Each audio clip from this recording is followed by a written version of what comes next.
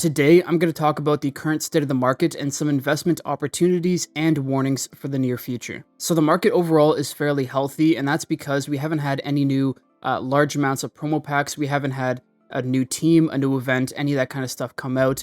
So, a lot of the cards that are the best in their position or are cards that people were working towards are just increasing more and more in value because there's nobody to replace them and no packs to increase supply. So, Puskas, who we saw, I think in the last time we did a market update, was like 25 million, now up to 30, which is incredible. Considering he was down at like 15 for so long, at 18 for so long, 30 million is incredible to see. R9 is at 77 million. That is crazy. We were talking about him not too long ago when he was at 60 to 65. Now he's at 77. And I think it's mainly because he was great before the new update, but the new gameplay update has made him absolutely broken because of his shooting stats, so that is very good to look at. And of course, that applies to Puskas as well. I mean, the guy has base 95 shooting, so pretty nuts. Maldini, hovering around the 35 to 40 million coin mark, which is to be expected, but because he has a left back card out, some people are opting to go with a secondary center back and then move him to left back, so this card's demand will be a bit iffy going forward. The other player that I want to look at is Hullet. He's now building up incredible supply at the 40 million coin mark. After having tried a handful of different center mids in the game, I still have yet to try Modric, Barella, and Valverde, but I've tried out almost every other center mid in the game, and he is still by far one of the best, if not the best, so his price is definitely warranted. Mateus is doing all right. All around, the rest of these players are doing okay. For the new event players, which is interesting to see, we have Courtois have insane demand. But unlike what we saw in the previous video, these cards are now hitting a market price, but building demand at that base price. And to be honest, I don't know why EA isn't updating prices right now, the base price especially. It's one, building up demand so people can't get the cards. Two, increasing demand of their next ranked up version. But once they do start updating the prices, I think we could see some of these players go even higher because right now, people just have a ton of coins and are looking to build up their teams. People are chasing 95 overall teams. People are now chasing 100 overall teams. That's the new thing. So a lot of people are just going to the best players available. And a great example of that is Mbappe. 760 people trying to buy him at just under 70 million. But what's interesting is that his ranked up version is doing about okay. It shot up quickly to about 88 million and now it's cooling off. But I do see a lot of these base cards exploding once they do figure out the price ranges for all these cards. They should be updating them more regularly, but they aren't. But all around, these players are doing relatively well. What's interesting to see though, one player that I've seen quite a bit of price changes in is CR7. So if you guys remember, I sold a 99 rated copy for 480. I think it was 5 days ago now, something like that. He's now down to 332, which is crazy. His 98 is down to 250. It used to be at about 300 million coin mark. And his 97 is at 200. Now, unfortunately, I actually bought a copy for 230. This was like 2 days ago. So he's dropped 30 million coins in a couple days, which is sad to see from me, but it does mean that more people will be able to use him. He's an incredible card in game. Now, I do think post-update he'll be good as well, but we are starting to see his price definitely cool off. And the same thing goes for Neymar. He was up at 120 for a very long time. Now he's probably going to work his way down to 100 million, the low 100s, which is what I actually estimated about a week or so ago. And I'm probably going to pick him up at around that price at some point. So a lot of the new event players are doing relatively well. The first round of players like the Valverde, the Barella, the Hernandez, they're now actually increasing in price and doing really well. Second round of players like I was just showing you, the Ronaldo, Neymar are starting to cool off as to be expected. The Ronaldo and Neymar might actually heat back up then in a week or two. We might see a cycle going on here. But for the overall meta players in the game or the good players in the game, a lot of them are seeing huge increases in price because people are just funneling all their coins into better teams, which is what should happen naturally over the course of the year.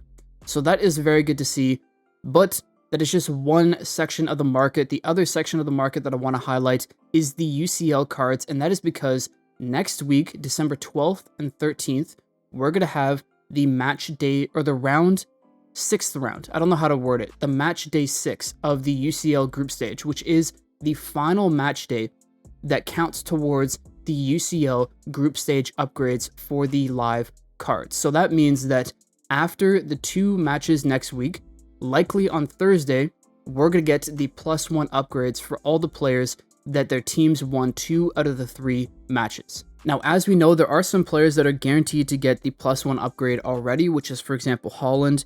He's been working his way from like 50, 55 up to 60 million.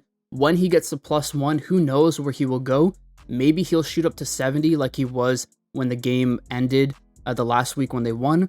Or maybe it won't be that big of a difference. Maybe he'll only go to 65 or 60. Or maybe because a lot of people have invested in him, his price might actually see a dip when he gets the upgrade because everybody's going to be selling off their copies. So we don't know. We'll have to see. It is interesting to see. Bellingham is another one. He's hovering around that low 30 million coin mark. Maybe he gets to 35, maybe 40. It's sort of hard to tell, but it is something to watch out for. A big or an interesting one to look at is Lewandowski, because Barcelona currently lost their first game, won their second, so if they win their third, and I think their game's against Antwerp, so I think they have a good chance of winning. If they win their third, then Lewandowski will be guaranteed a +1, and someone like him I could see seeing a much bigger change in price than, for example, Haaland and Bellingham, who we already know will get the guaranteed +1, because people will now be factoring in that upgrade, whereas people are likely already factoring in that upgrade into Bellingham and Haaland's current price. So that's the big players. If you have any of the big players for the teams that already won 2 matches, I just hold on to them until next week before the upgrade or when the upgrade happens and just sell off then if you're looking to sell off. For someone like Lewandowski, I would keep him, or the high-rated Barcelona players, I'd keep them until the match day and sell on match day, because you don't want to gamble on whether they're going to win or lose. You never know what could happen. So I would just sell them off then to maximize your coins. But as I said, those are just the big players. We also have quite a few 83 rated players that are 1 guaranteed to get a +1 upgrade and 2 can get a +1 upgrade, and that should change the value of these cards. So Azpilicueta is guaranteed a +1 upgrade. Atleti won 2 out of the 3 matches already. He's at 160.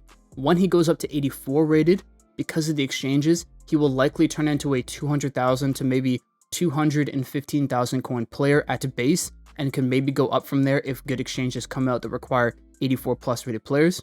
So he's likely a safer investment that you could probably buy copies at 160 and sell them at around 200 and make a few thousand coins profit per card. But it's not going to get you any kind of explosive gains. So the other ones that are out there that is definitely more of a gamble is, for example, Alexis Sanchez. They have to win their game this week in order to get the +1 upgrade. So I could see his card going from the low 200s back up to 300,000-400,000 like he was last week. But we should keep in mind that if they do win and he does get a +1 upgrade, he will then definitely explode in price, because currently the cheapest 84 overall striker, which are usually required for SBCs, this is why their prices are so high, but the cheapest 84 overall striker or attacker is like 800k, 700k. So if he does get a guaranteed +1 upgrade, his card could shoot up from 300-400 to 600-700 pretty quickly. So as for investing in Alexis Sanchez, you could either buy today or in the next few days and sell right before the game in that hype, or if they win, go and try to buy up as many copies right after they win as you can, so that you could sell them on for a profit when they do go up in value for that overall upgrade.